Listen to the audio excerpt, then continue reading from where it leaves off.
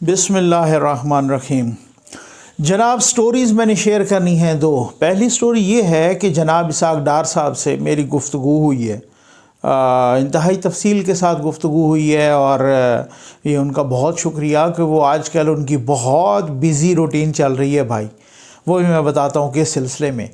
तो पहली दफ़ा ना मैंने उनसे डायरेक्ट इन हाउस चेंज से मुतल्लिक़ क्वेश्चन किया और उससे मुतल्लिक़ मुझे पहली दफ़ा जो जवाब मिला मैं वो आपके साथ शेयर करने लगा हूँ। इसके साथ साथ बलूचिस्तान में गवादर में जो कुछ हो रहा है उस पर भी बहुत तफसील से आज बात करनी है और इस पर मैं इंशाअल्लाह मज़ीद भी गुफ्तगू करूँगा। कुछ दोस्त थे जो बार बार मुझे सवाल कर रहे थे कि इस तरीके, लेकिन उससे पहले इन दोनों बातों से पहले यार एक बड़ा अफसोसनाक वाक़या, मैं तो आप यकीन करें कि इस किस्म के वाक़यात ना सुन के पता नहीं बंदा लरज़ जाता है कि हमारे माशरे को क्या हो गया है, किस किस्म की सूरत है। नो डाउट बाहर भी बहुत सारी इस तरह की क्रिमिनल एक्टिविटीज़ होती होंगी और होती भी हैं, लेकिन इस तरह का अजीबो गरीब और एक वहशियाना और इस तरह के वाक़यात अभी ये F9 पार्क में इस्लामाबाद में यानी कैपिटल में ये हालात हो गए हैं। इस्लामाबाद में F9 पार्क में एक साहब हैं, उनका नाम सुहेल हसन कुरैशी साहब है और वो जनाब BISP Benazir income support programme के भी कोई ऑफिसर हैं, कोई कंसल्टेंट हैं और कोई 21-22 ग्रेड के बराबर उनकी पोस्ट है। वो जनाब F9 पार्क में वॉक कर रहे थे। अच्छा, वाक वो काफ़ी कहते हैं कि मुझे ना वो बेसिकली मुल्तान को बिलोंग करते हैं, तो मुझे मुल्तान से उनके किसी दोस्त का फ़ोन आया और फिर उसके बाद जैसे मेरी आदत है मैं बहुत ही वहमी हूँ कि मुझे जो भी कोई स्टोरी दे रहा हो तो मैं बहुत सारे ना क्वेश्चंस करता हूँ। जब तक उसकी आखिरी हद तक, आखिरी लिमिट तक, तह तक न जाऊँ तो मैं आप तक ख़बर नहीं पहुँचाता। वो मेरा अपना वहम है, भले वो लेट भी हो जाए। लेकिन मैंने उनसे पूछा तो फिर उन्होंने मुझे वो तस्वीर भेजी, फिर मुझे उन्होंने उनका कंप्लीट बायोडाटा बताया, फिर उन्होंने उनके ससुर से बात करके बताई, उनके मिसेस से बात हुई उनकी, और वो जनाब F9 पार्क में कुरैशी साहब, सुहेल कुरैशी साहब, वो वॉक कर रहे थे और रात के 11 बजे थे। खैर, एक तो पहली बात यह है कि मैं ख़ुद भी कि रात के 11 बजे साहब आप क्यों इतना लेट वॉक करते हैं, लेकिन वो कहते हैं आम तौर पे वो पार्क जो है ना 9 बजे तक बंद हो जाता है, तो वो अवॉइड करते हैं रश को कि रश जब ना हो तो उस वक़्त मैं वॉक करूँ। तो चूँकि उनका वो चौकीदार वगैरह को कह रहे थे, मुझे उनके जो दोस्त ने जिस तरह से बताया है वो वाकिफ़ हैं और वो उनसे इजाज़त लेके तो वो उनको वॉक करने देते हैं और फिर कहते हैं जब आप वॉक कर लिया करें। वो कहते हैं वो आज से नहीं, ये कोई सालों साल से ऐसा हो रहा है, वो वॉक कर रहे हैं।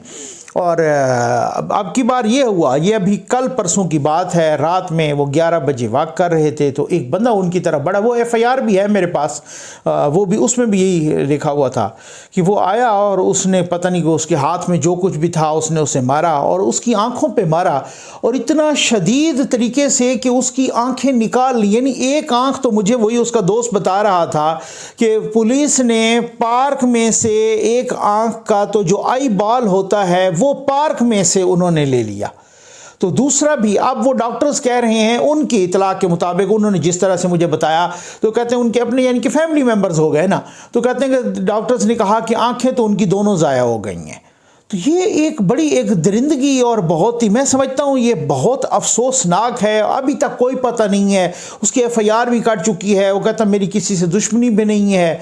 तो ये बस यार अल्लाह माफ़ करे, अब इसको क्या कह सकते हैं। आ जाएँ जनाब डार साहब वाली ख़बर पे। उसके बाद मैं वो बलूचिस्तान पे गवादर से मुतल्लिक़, गवादर में ना बहुत ही कुछ अनयूजुअल सा है एहतजाज। पहली दफ़ा देख रहे हैं कि इस तरह का गुस्सा, पहली दफ़ा मेरा ख्याल है पहली दफ़ा वो वडेरों के हाथ से निकल के यूं लग रहा है जैसे कोई बात आवाम के हाथ में नहीं आ जाती, उस तरीके से ये बहुत ही अनयूजुअल भी है और पता नहीं आप में से कोई कहो कि अनएक्सपेक्टेड भी है, अनबिलीवेबल भी है, शायद हो सकता है, लेकिन है बहुत बड़ा कुछ।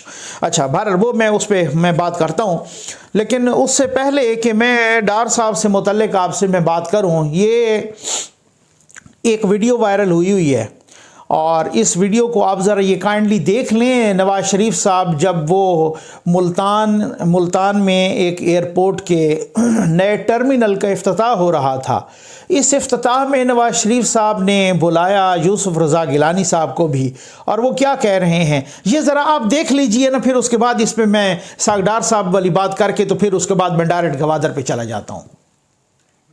बिस्मिल्लाहिर्रहमानिर्रहीम। मोहतरम यूसुफ रज़ा गिलानी साहब, जनाब कैप्टन शुजात अजीम साहब, जनाब सिकंदर बोसन साहब, मुअज़्ज़िज़ ख़वातीन व हज़रात, अस्सलाम वालेकुम। सबसे पहले तो मैं जनाब यूसुफ रज़ा गिलानी साहब को वेलकम करता हूँ यहाँ पर।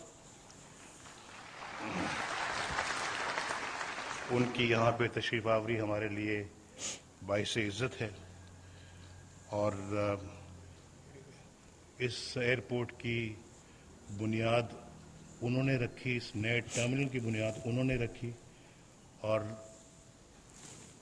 हमने इसको आके मुकम्मल किया है। मुझे उम्मीद है कि यूसुफ रज़ा गिलानी साहब की उम्मीदों के मुताबिक ये एयरपोर्ट तामीर हुआ है, और लेकिन इसमें कोई शक नहीं है कि इस बहुत ही अहम मंसूबे की बुनियाद उन्होंने रखकर न सिर्फ इस शहर के लिए, ज़िले के लिए, बल्कि इस खित्ते के लिए बहुत खिदमत अंजाम दी है। ये जनाब आपने सुन लिया मियाँ साहब ने, कहने का मकसद ये था कि इसका क्रेडिट पीपल्स पार्टी को भी जाना चाहिए, इसका क्रेडिट नून लीग को भी जाना चाहिए, ग्रीन लाइन की मैं बात कर रहा हूँ, और इसका क्रेडिट पीटीआई को भी जाना चाहिए अगर पीटीआई ने इसको फर्दर कंप्लीट किया। भले 3 महीने का काम बाकी था या जितने का भी था उन्होंने अगर कंप्लीट किया, तो क्या इस बड़ेपन का मुजाहरा नहीं हो सकता था कि आप एहसन इकबाल साहब को, ख्वाजा आसिफ साहब को, शाहिद खाकान अब्बासी साहब को, इनमें से किसी को, शहबाज शरीफ साहब को, किसी को आप स्टेज पे बिठा। ये वही सूरत हाल कि आप ये देखें कि 2013 से आनवर्ड, या उस वक्त भी ये 2 पार्टियां थीं, एक अपोजिशन में थी, एक हुकूमत में थी, उनका इसी तरह से कंपटीशन होता था, पंजाब में भी, बाकी जगहों पर भी। तो किस तरह से वो परवेज़ रशीद साहब बता रहे थे कि जब यूसुफ रज़ा गिलानी साहब को बुलाया गया तो वो मेहमानों में बैठे हुए थे नीचे, तो नवाज शरीफ साहब ने जनाब वो आए और उनको पकड़ के ले गए और वो साथ बिठाया और दाएं साइड वाली कुर्सी पे बिठाया, आपने इज्जत के साथ बिठाया। और किस तरीके से आपने ये खुद सुन लिया, किस तरीके से वो उनकी तारीफ कर रहे हैं कि जी आपने संगे बुनियाद रखा था, हमने आगे इसको बढ़ाया था। ये डेमोक्रेटिक वैल्यूज की इनकी ज़रूरत है। लेकिन मैं माज़रत के साथ कहूँगा कि कौमी यूथ का ना पूरी एक तरबियत को डिस्टार्ट कर दिया गया है। वो इस तरीके से, मुझे याद है कि एक दफ़ा एहसन इकबाल साहब और मोहम्मद अली ख़ान साहब ने एक फ़ोटो खिंचवाई, और वो फ़ोटो जब वायरल हुई तो फिर उसके बाद मतलब एक कौमी यूथ ने वो हंगामा खड़ा किया। ये एक तरबियत का, जिस तरीके से आपने उनकी तरबियत की है और जिस तरह से तरबियत का फुकदान हुआ है, वो उसका फल सामने आ रहा है। तो मतलब आप एक तो उनको अगर क्रेडिट देते, जो कि पूरी दुनिया मान रही इस वक्त, और क्या मुस्तफ़ा कमाल मान रहे हैं इस वक्त, और क्या सिंध के वजीर ट्रांसपोर्ट मान रहे हैं कि ग्रीन लाइन का क्रेडिट नवाज शरीफ को जाता है। जहां जरदारी साहब इतनी बातें कर रहे हैं, जहां वो एक दूसरे के खिलाफ इतने बयानात दे रहे हैं, वो पीपल्स पार्टी के वजीर भी कह रहे हैं कि इस ग्रीन लाइन का क्रेडिट नवाज शरीफ को जाता है। और अगर आपने भी उनको बुला के साथ बिठा लिया होता तो इसमें एक टॉलरेंस होती है, एक बर्दाश्त का एक वो होता है, उनसर होता है, जो कि मेरा ख्याल है पीटीआई ने तबाह बर्बाद करके रख दिया है माज़रत के साथ। और मेरी गुफ्तगू हो रही थी इसाक डार साहब से, उन्होंने कहा नकवी साहब, सबसे पहले तो उनका शुक्रिया कि वो जब भी, आप यकीन कीजिए कि मैं बहुत ही एक लेवरेज ले लेता हूँ अपना एक आप दोस्ती का कह लें, उस हवाले से मैं डायरेक्ट ही फ़ोन कर देता हूँ, और वो डायरेक्ट ही जो है ना मतलब फ़ोन उठा के उनको कहता भी हूँ कि सर मैंने आपको ना डिस्टर्ब कर दिया, तो डायरेक्ट ही फ़ोन, चाहे भले वो दिन रात का कोई 4-5 घंटे का फ़र्क भी है, वो भी मुझे कभी कभी नहीं पता चलता कि भाई जो है ना मैं किस टाइम पर कर रहा हूँ। तो उनसे गुफ्तगू हुई तो उन्होंने कहा नकवी साहब आजकल एक तो ये है कि आप यकीन करें कि इतना ट्रैफिक है ना पाकिस्तान पाकिस्तान से, मतलब हमारे सेनेटर्स कह रहे हैं कि MPAs MNAs ये वो लोग मेरी तस्दीक करेंगे बात की। ये डार साहब ने मुझे बताया कि उनका इतना एक मतलब वो एक्टिविटीज से मुझे लगा कि कुछ है, समथिंग स्पेशल है। ठीक हो गया ना, ऐसे नहीं है। अच्छा, अब इस हवाले से मैंने उनसे डायरेक्ट क्वेश्चन, मैंने कहा सर बात ये है कि मुझे बताएं कि ये क्या खिचड़ी पक रही है कि ये इन हाउस चेंज से मुतल्लिक और ये बड़ी बातें हो रही हैं और ऐसा है कुछ? तो उन्होंने कहा जी हाँ है। ठीक है ना। तो अच्छा, सब मैं हैरत मुझे इस वजह से हुई कि डार साहब ने मुझे डायरेक्ट जवाब इन हाउस चेंज से मुतल्लिक पहली दफ़ा यस या नो में दिया। उन्होंने कहा जी हाँ है, लेकिन जब इस पे मजीद कोई पकेगी और देख बिल्कुल, ये उनके अल्फाज में कोट अनकोट कह रहा हूँ, कहते हैं नकवी साहब जब ये देख बिल्कुल कोई तैयार हो जाएगी या पकेगी मैं सबसे पहले आपको बताऊँगा। मैंने कहा सर आप, एक तो पहली बात यह है कि आगे हम थोड़ा सा ना नेक्स्ट वीक इस पर इंटरव्यू भी करते हैं और कहते हैं कि मैं बताऊँगा। आज वो हालात हैं, आज मैं इस पे करता हूं, मैं बात मैं करता हूं उन्होंने मुझे क्या बताया। तो इस आज वो हालात हैं, आप यकीन कीजिए कि कामरान शाहिद साहब जैसा बंदा, वो भी आजकल वो भी कौमी यूथ के टारगेट पे है, वो भी इनके जो है ना निशाने पे है, क्योंकि वो उनको भी जो है ना उनका ज़मीर भी जाग गया और कहता यार हमने, आप यकीन करें कि ये सोचा था कि कोई नया बंदा आ रहा है, इसने को दूध और शहद की नहरें बहानी है। मैंने मीडिया ट्रायल किया, खुद मान रहा है कि मैंने मीडिया ट्रायल किया नवाज शरीफ का, मैंने मीडिया ट्रायल किया इसाक डार का, लेकिन कहते हैं आज इसाक डार साहब अच्छे लगने लगे हैं। आज इसाक डार साहब जो है ना उनके बारे में वो बहुत अच्छे अल्फाज बोल रहे थे। वो कह रहे थे कि उन्होंने तो कहाँ पहुंचाया था, हम तो ये सोच रहे थे कि आगे लेके जाएंगे, इन्होंने तो बेड़ा ही गर्क करके रख दिया, इन्होंने तो इकानमी का बेड़ा को। आजकल वो टारगेट पे हैं कामरान शाहिद साहब। तो मैं वो गुफ्तगू कर रहा था डार साहब से, तो वो मुझे कह रहे थे कि जनाब के नकवी साहब बात यह है कि बिल्कुल है खिचड़ी पक रही है, लेकिन असल में मामला पता है क्या है? मामला ये है कि मियाँ साहब भी यही चाह रहे हैं फ्रेश इलेक्शन हो। और उस उनकी गुफ्तगू से मैंने ये अखज़ किया, काफ़ी लंबी चौड़ी गुफ्तगू, क्योंकि मैंने गवादर पे आना है भाई, और मैं इस पे मजीद भी ये बड़ी तफसीली वीडियो करूँगा। मैं आपको ये भी बता रहा हूँ इस पे इन हाउस चेंज पर। तो वो जो है ना मुझे कह रहे थे कि इस पर ना मियाँ साहब फ्रेश इलेक्शन चाह रहे हैं और हमारा भी, लेकिन उनकी गुफ्तगू से मुझे बड़ी लंबी चौड़ी गुफ्तगू हुई, तो उनकी गुफ्तगू से मुझे पता चला कि जनाब वो इस तरीके से कि कोई इन हाउस चेंज अगर हो तो अभी तक बहुत सारी बातें जो कि बीच में तय होनी है, बहुत सारी चीज़ें जो कि तय होनी है। तय किन के साथ होनी है? पीपल्स पार्टी के साथ भी होनी है और पंजाब की हद तक क्यू लीग के साथ भी होनी है। और डार साहब ने मुझे बताया कि जी हाँ, इन हाउस चेंज की बात दो जगहों पे चल रही है, एक सेंटर में भी और एक पंजाब में भी। ये दोनों जगहों पे मैं आपको पूरी जिम्मेदारी के साथ कह रहा हूँ। ज़ाहिर है मेरे डार साहब के साथ बहुत ही एहतराम का ताल्लुक है, तो इस तरह से मैं गलत बयान नहीं कर सकता। वो कहते हैं खिचड़ी पक रही है, देग पकेगी तो सबसे पहले आपके साथ शेयर करूंगा। कह रहे हैं कि जनाब ये बात ये है कि इस तरीके से ये इन हाउस चेंज की बात हो रही है और बहुत सारी बातें और मुख्तलिफ ज़राए से मुख्तलिफ लोग रब्ता कर रहे हैं। मियाँ साहब बार बार इंतखाबात पे, और उनकी गुफ्तगू से मैंने अखज़ किया कि जनाब बात ये है कि अब ये बताया जा रहा है कि जी चले अगर इन हाउस चेंज हो भी सही तो कोई बहुत ही मुख्तसर अरसे के लिए हो, लेकिन उनको गारंटी और श्योरिटी चाहिए कि वो मुख्तसर अरसे के लिए कुछ भी करें, लेकिन फिर जो है ना उसके बाद वो फौरी तौर पे वो करें, क्योंकि मुतहम्मिल नहीं हो सकता मुल्क। और आप यकीन कीजिए मेरी मुतादिद बार गुफ्तगू होती है डार साहब से, तो अल्लाह ताला उनको खुश रखे।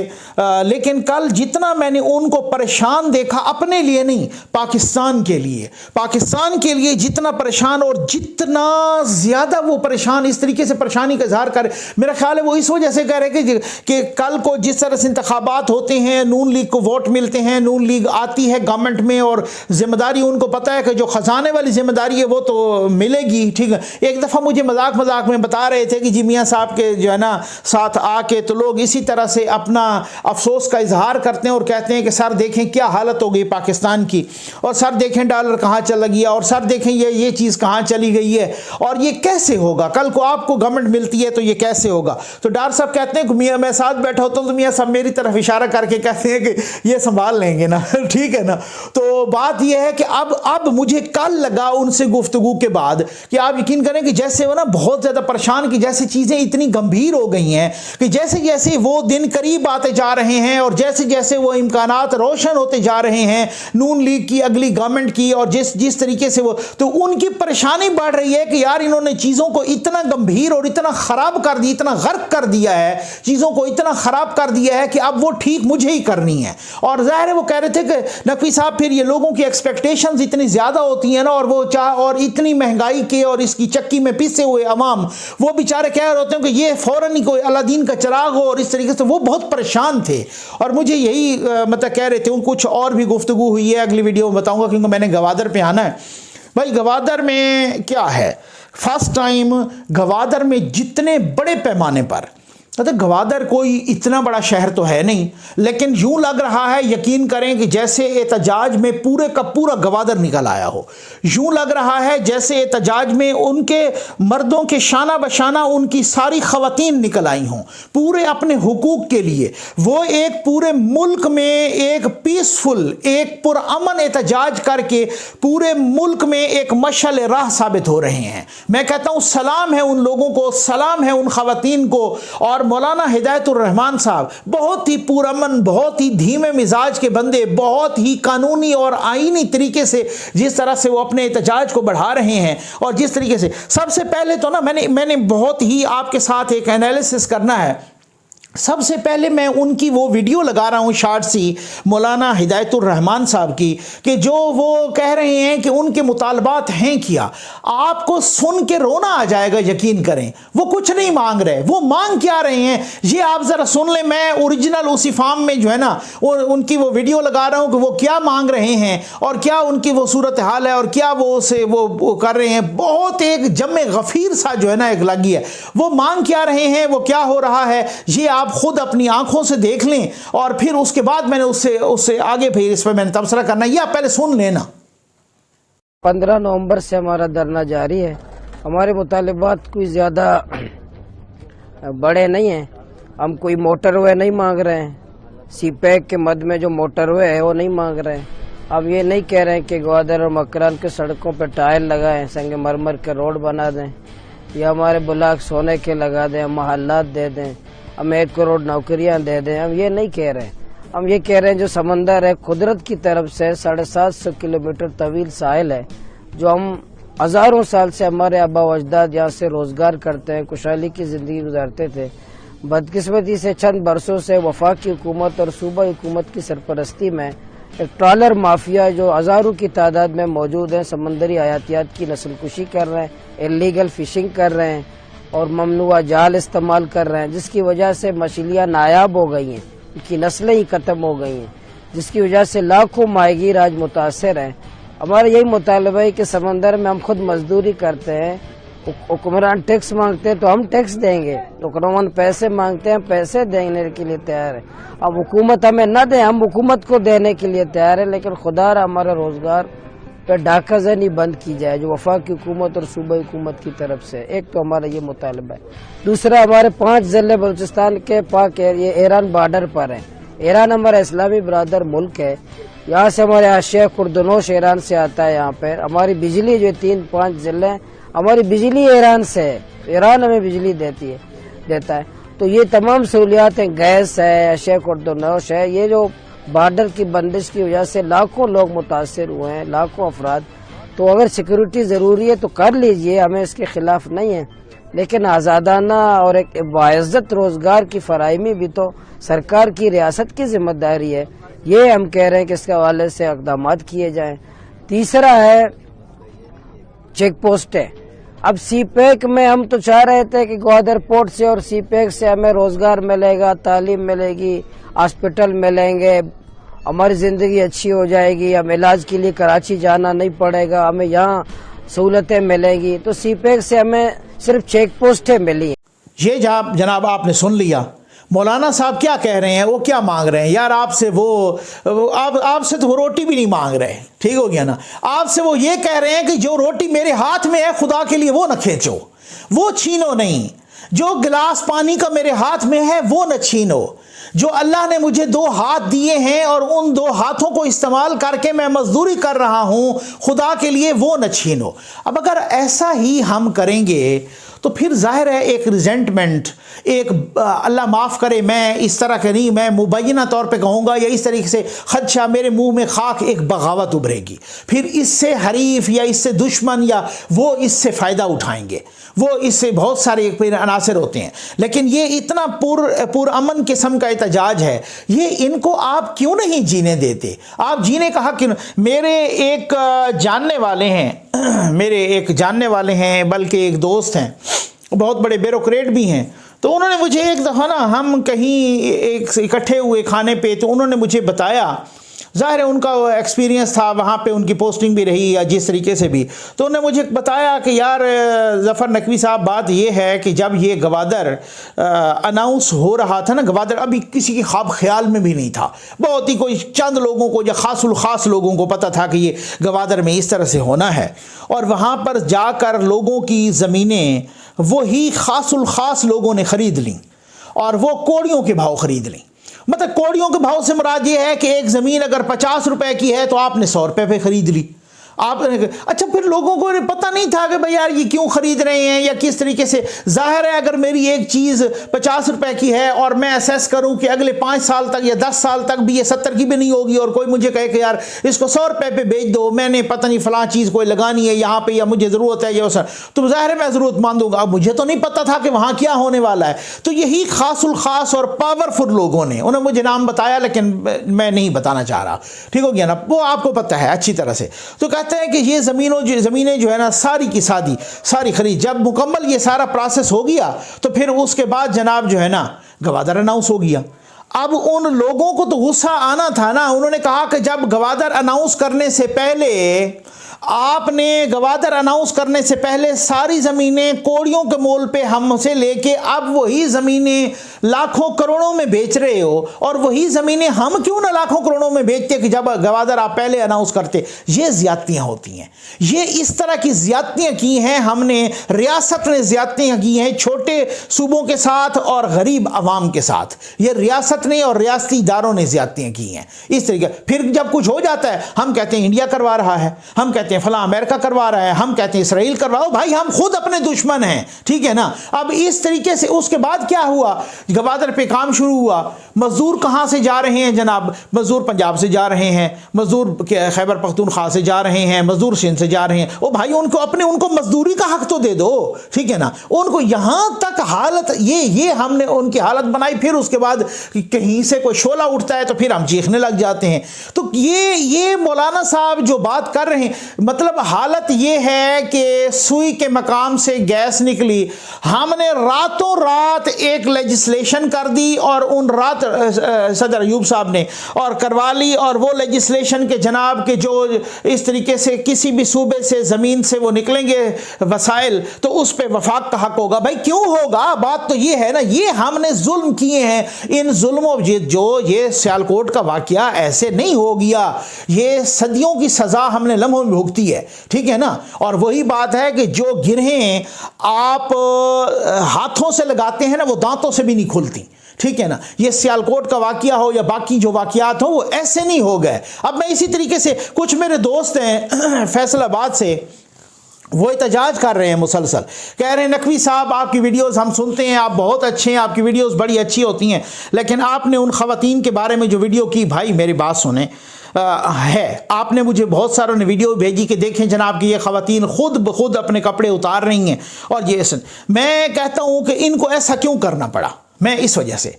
और दूसरी बात यह है कि मैं ये भी कहता हूं कि उसकी पूरी इन्वेस्टिगेशन होनी चाहिए कि जी वाकई ऐसे। और तीसरी बात यह है कि अगर वाकई ये प्रोफेशनल चोर हैं तो इनको भी उसी तरीके से सजा होनी चाहिए। कोई सिर्फ की बुनियाद पर, कोई औरत या मर्द होने की बुनियाद पर उसको एक्सप्लॉइट करे उस सिर्फ को, और उसकी बुनियाद पर उसे फ़ायदा नहीं होना चाहिए। और अगर ये प्रोफेशनल चोर हैं तो इनको भी उसी तरीके से सजा मिलनी चाहिए।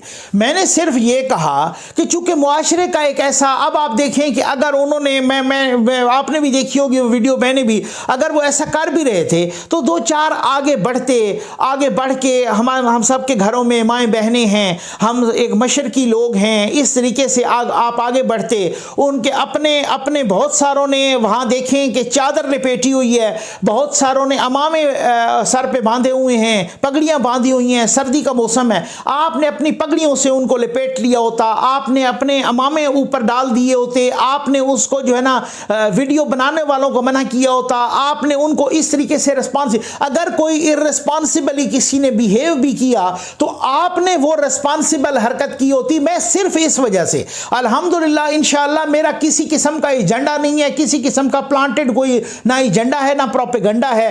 खबर चली एक तरह से और न्यूज़ पे भी चली और मुख्तलिफ दोस्तों ने भी भेजी, तो मैंने कहा कि ये जो इस तरीके से जो ख़वातीन के साथ इस तरह हुआ या उन्होंने अपने साथ किया या किसी वजह से किया, तो ये इसको ना बहुत सारे इर्द गिर्द जो मर्द हैं उनको इस तरीके से पकड़ के आपने लपेट दिया होता, आपने उनकी बेपर्दगी को रोका होता, आपने इस तरीके से, मैं ये कभी नहीं कह रहा, उसकी पूरी इन्वेस्टिगेशन होनी चाहिए। और हो सकता है आप ही ठीक कह रहे हो कि जनाब नकवी साहब कि ये इस तरह से हमने नहीं किया, इन्होंने खुद अपने साथ किया और वो पकड़ी गई हो तो उन्होंने खुद एहतजाजन किया हो, या अल्लाह बेहतर जानता है वो प्रोफेशनल चोर हो, उनको अपनी, वो तो पूरी इन्वेस्टिगेशन हो रही है पुलिस की, तो उस हवाले से उसकी पूरी इन्वेस्टिगेशन पूरी तहकीकात होनी चाहिए। अल्लाह ताला हम सब पे करम करे, इस मुल्क पे करम करे, करम नवाजी हो खुदावंद करीम की, इस कौम पर करम करे। दुआ तो मांगनी चाहिए, मायूसी वैसे गुनाह है तो, लेकिन हर बंदे को अपने हिस्से का काम भी साथ करना चाहिए। उम्मीद है आपको वीडियो पसंद आई होगी।